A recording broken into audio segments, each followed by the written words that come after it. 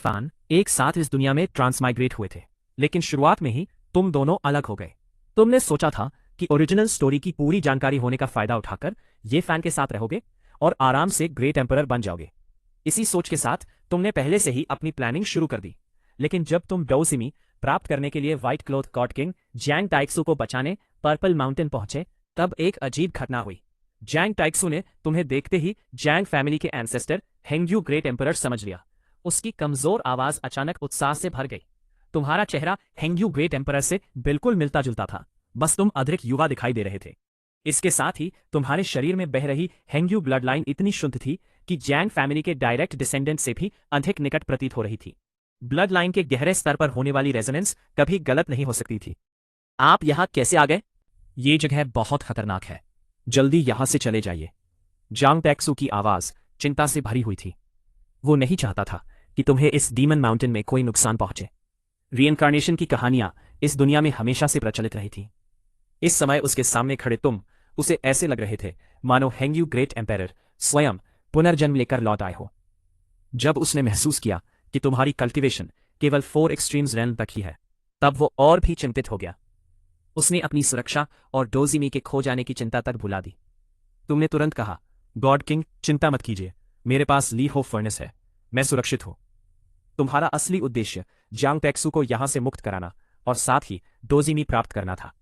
अब तक जांग टैक्सू लगभग पूरी तरह विश्वास कर चुका था कि यह सब भाग्य का खेल है। वो कभी ली हो फर्नेस की तलाश में पर्पल माउंटेन में फंस गया था, और अब वही फर्नेस उस व्यक्ति के हाथों में था जो वास्तव में उसका असली उत्तराधिकारी होना चाहिए था। ली हो फर्नेस एक बेहद विशेष डिवाइन आर्टिफैक्ट था। ये हेंग्यू ग्रेट एम्पेरर के साथ उसके डाउ पाथ पर चला था। यद्यपि मटीरियल की सीमाओं के कारण ये एक्सट्रीम डाउ एम्पेरर वेपन नहीं बन पाया, फिर भी इसकी शक्ति सामान्य क्वाजी एम्पेरर वेपन से कहीं अधिक थी। साधारण लोगों के हाथों में यह केवल एक ग्रेट सेंट वेपन था, लेकिन हेंग्यू ब्लड लाइन से गहरे जुड़े व्यक्ति इसके भीतर मौजूद एम्पेरर लॉज को सक्रिय कर इसकी पूरी शक्ति प्रकट कर सकते थे। जांग टैक्सू ने भावुक होकर कहा, आप समझ आया, यह वस्तु मूल रूप से आपकी ही थी। उसकी आवाज में भावुकता थी, लेकिन उससे भी अधिक खुशी थी। उसे विश्वास हो गया था कि तुम्हारी उपस्थिति में जांग फैमिली इस युग में पहले से कहीं अधिक समृद्ध होगी। तुम उसे अजीब नजरों से देखने लगे। तुम्हें समझ नहीं आ रहा था कि वो तुम्हारे प्रति इतना सम्मान क्यों दिखा रहा है। भले ही तुम्हारी ब्लड लाइन एंसेस्टर लेवल तक लौट आई हो, लेकिन तुम जांग फैमिली के डायरेक्ट एयर नहीं थे। जांग टाइसू जैसे महान व्यक्ति का इस तरह व्यवहार करना सामान्य बात नहीं थी। तभी जांग टाइसू बोला, मेरे पास मिथिकल 9 हेवनली वेनरेबल्स की सीक्रेट टेक्निक डाउजिमी है। यह आपके लिए बहुत उपयोगी हो सकती है। यह कहकर वो टेक्निक का स्क्रिप्चर प्रदर्शित करने ही वाला था कि तुमने उसे रोक दिया। पहले आपको यहां से बाहर निकालते हैं। तुमने ली हो फर्नेस का ढक्कन थोड़ा खोला। तुरंत उसके भीतर से असीम लाइफ एसेंस निकलकर सुरंग के रास्ते जांग टाइसू तक पहुंचने लगी। उसे ह्यूमन यूएन फ्रूट की शक्ति से अपने शरीर को पुनर्जीवित करने का अवसर मिला। बाहर से ली हो फर्नेस की सहायता और अंदर से मेडिसिन पावर के कारण अब उसके बच निकलने की संभावना कई गुना बढ़ चुकी थी। उसने समय बर्बाद नहीं किया और तुरंत लाइफ एसेंस को अब्सॉर्ब करना शुरू कर दिया। उसका सूखा हुआ शरीर मानो वसंत में जाग उठे किसी सूखे वृक्ष की तरह फिर से जीवंत होने लगा। लगातार लाइफ एनर्जी सुरंग के भीतर जाती रही और बाहर एक विशाल स्पिरिचुअल वोटेक्स बन गया। कुछ समय बाद जब वो वोटेक्स समाप्त हुआ तो जांग टाइसू की स्थिति पहले से कहीं बेहतर हो चुकी थी। उसका शरीर अभी भी दुबला था, लेकिन अब वो मृत्यु के कगार पर खड़ा व्यक्ति नहीं लग रहा था। फिर उसकी गंभीर और आकर्षक आवाज सुनाई दी, कृपया ली हो फर्नेस की शक्ति का उपयोग कर बाहर से मेरी सहायता कीजिए। तुमने सिर हिलाकर सहमति दी और अपनी सारी डिवाइन पावर फर्नेस में प्रवाहित कर दी। अगले ही क्षण ली हो फर्नेस से एम्परर ऑरा फैलने लगी।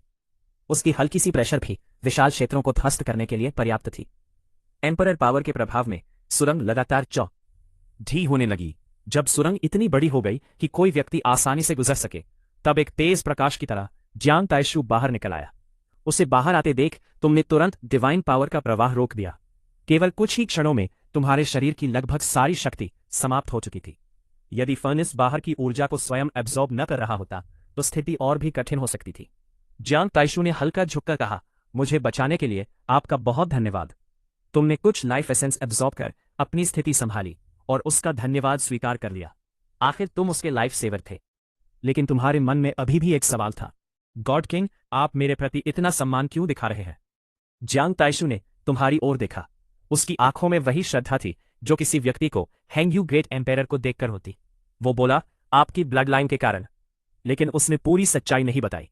वो लगभग निश्चित था कि तुम हेंग्यू ग्रेट एम्पायर के रीइंकार्नेशन हो, परंतु उसकी वर्तमान स्थिति अभी भी इतनी कमजोर थी कि वो अपने अनुमान को पूरी तरह सत्य घोषित करने का साहस नहीं कर सका। तुम उसकी बात सुनकर समझ गए कि यह सम्मान केवल ब्लड लाइन की वजह से नहीं हो सकता। आखिर जियांग यीफे की ब्लड लाइन भी एंसेस्टर लेवल तक लौट चुकी थी। प्राचीन खदान की गहराइयों से बाहर निकलने के बाद तुम और जियांग ताइशु बिना एक शब्द बोले दूसरी गुफा की ओर बढ़ने लगे। चारों ओर गहरा सन्नाटा फैला हुआ था। ऐसा लग रहा था मानो इस जगह ने हजारों वर्षों के रहस्यों को अपने भीतर कैद कर रखा हो। कुछ दूर चलने के बाद एक प्राचीन दिव्य उद्यान तुम्हारी आंखों के सामने प्रकट हुआ। समय मानो यहां रुक गया था।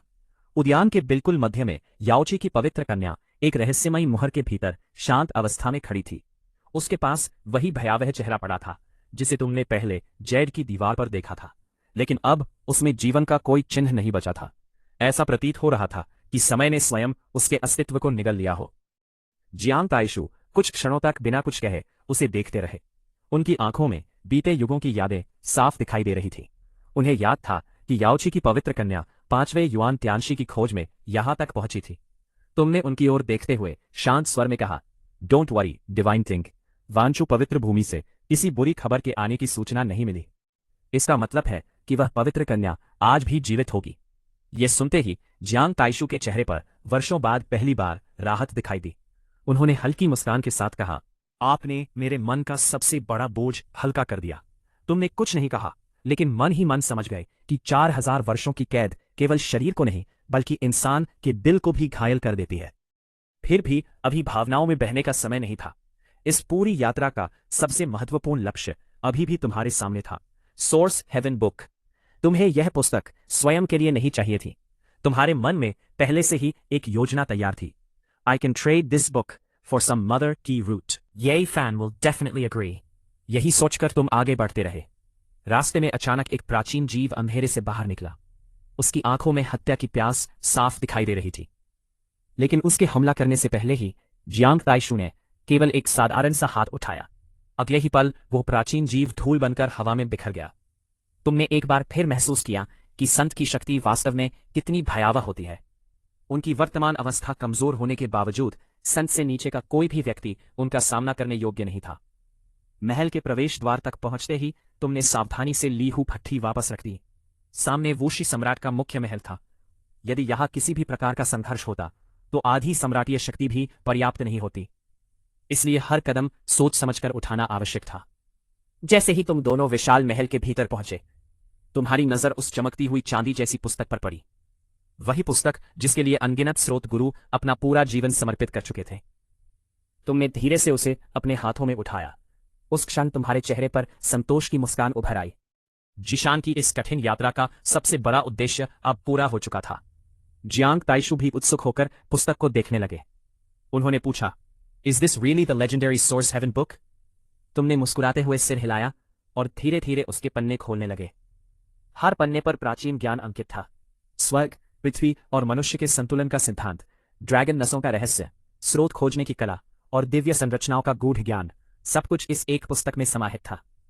जितना अधिक तुम पढ़ते गए उतना ही तुम्हें महसूस होने लगा कि यह केवल एक पुस्तक नहीं बल्कि हजारों वर्षों की बुद्धिमा तत्ता का जीवित खजाना है। कुछ देर बाद तुम दोनों महल के सबसे रहस्यमयी स्थान पर पहुंचे। वहां वूशी सम्राट की विशाल पत्थर की प्रतिमा मौन खड़ी थी। तुम्हें पहले से पता था कि केवल इनेट होली बॉडी वाला व्यक्ति ही इसका वास्तविक रहस्य खोल सकता है। फिर भी मन के किसी कोने में एक छोटी सी उम्मीद बाकी थी। तुम धीरे धीरे प्रतिमा के पास पहुंचे। अचानक तुम्हारे शरीर पर मौजूद दोनों सम्राट चिन्ह रक्त जैसी लाल रोशनी से चमक उठे। पूरा महल उस लाल प्रकाश से भर गया। तुमने पूरी शक्ति लगा दी, लेकिन प्रतिमा अपनी जगह से जरा भी नहीं हिली। कुछ क्षणों तक तुम वहीं खड़े रहे।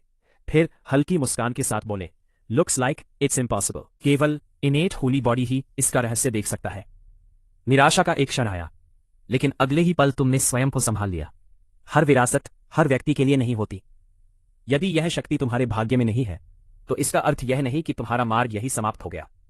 प्रतिमा के चारों ओर घूमते हुए तुम्हें वूशी सम्राट के गौरवशाली जीवन की झलक महसूस हुई। उनकी माता पश्चिमी सम्राज्ञी थी और उनके भीतर दो महान रक्तरेखाओं का संगम था। यही कारण था कि उनकी प्रतिभा युगों तक अद्वितीय मानी गई। जियांग ताइशु ने गहरी सांस ली। उनके चेहरे पर अफसोस साफ दिखाई दे रहा था। इतनी महान विरासत सामने होने के बावजूद वह उसके रहस्य को नहीं देख सकते थे। तुमने शांत स्वर में कहा, इट्स टाइम टू लीव। इस यात्रा से तुम्हें जितना चाहिए था उससे कहीं अधिक मिल चुका था। अब यहां रुकने का कोई अर्थ नहीं था। उसी समय तुम्हें एक परिचित आभा का एहसास हुआ। किसी ने कुछ क्षण पहले महल के भीतर अपनी उपस्थिति दर्ज कराई थी।